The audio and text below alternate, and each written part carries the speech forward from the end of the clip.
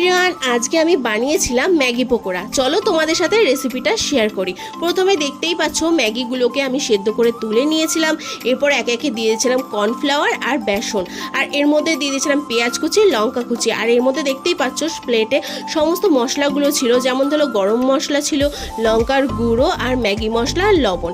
এগুলোকে সব একসাথে দেওয়ার পরে দিয়ে দিয়েছিলাম ধনেপাতা কুচি। এরপর অল্প অল্প জল দিয়ে ভালোভাবে এটাকে মিশিয়ে নিয়েছিলাম। ভালোভাবে মাখানোর পরে আমরা একটা গোল শেপ দিয়ে নেব।